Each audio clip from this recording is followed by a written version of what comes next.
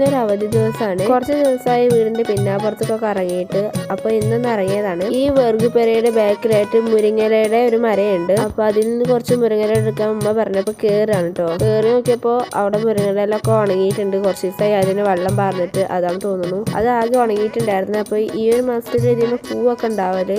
അപ്പോൾ ഞാനത് ഉമ്മാനോട് പറയുന്നത് ആകെ ഉണങ്ങിയിരിക്കുമെന്ന്. പിന്നെ വെറുകുപ്പുരയുടെ മേലൊക്കെ ഒന്ന് ക്ലീൻ ആക്കണം എന്ന് വിചാരിച്ചു. എന്നിട്ട് അങ്ങനെ ഇറങ്ങി. ട്യൂഷനും സ്കൂളും മദ്രസും ഒക്കെ ആയപ്പോൾ അതിനുള്ള നേരമൊന്നും കിട്ടിയിട്ടില്ല. വീട്ടിൽ എത്താൻ നല്ല നേരം വരും. അപ്പോൾ പുറത്തേക്കൊന്നും അല്ലാണ്ട് ഇറങ്ങാറില്ല. അവധി കിട്ടുമ്പോൾ ഇങ്ങനെ ഇറങ്ങാറുണ്ട്. കുറച്ച് കഴിഞ്ഞപ്പോൾ മിന്നു കുളിച്ചിറങ്ങി. അപ്പോൾ ഞങ്ങൾ പുറത്തത്തെ സപ്പോട്ട മരത്തുമൊക്കെ നോക്കി. ഈ സപ്പോട്ടമര ആദ്യം കൊടുന്നപ്പോൾ 10 രൂപ ഉണ്ടായിരുന്നു ആദ്യമേ കായ. 2-3 വർഷം കൊണ്ട് കായ്ക്കുന്ന മരമാണ്. ഇപ്പം അതിന്മേൽ 2-3 സപ്പോട്ടകൾ കാണുന്നുണ്ട്. അത് ഞാൻ മിന്നുവിനെ കാണിച്ചു കൊടുത്തതാണ്.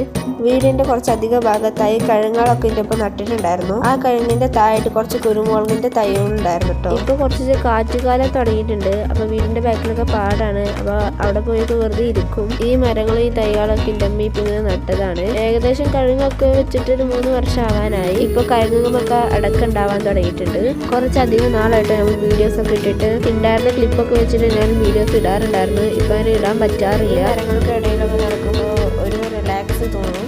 അപ്പോൾ ഞാൻ പിന്നെ കുറച്ചധികം നേരം അവിടെ ചുറ്റി നടന്ന് ഈ കല്ലാള് നിൽക്കുന്ന ഭാഗത്തായിട്ട് ഒരു റംബൂട്ടാൻ്റെ തൈ ഉണ്ടായിരുന്നു. ആ റംബൂട്ടാൻ തൈയും സപ്പോട്ട തൈയും കൂടി ഒപ്പിരുന്ന് കൊണ്ടിട്ടുണ്ടായിരുന്നു. റംബൂട്ടാൻ തൈ നല്ല രീതിയിൽ വളർന്നുകൊണ്ടിരിക്കുമ്പോൾ നമ്മൾ അതിന് കുറച്ച് വളം ഇട്ടിട്ടുണ്ടായിരുന്നു.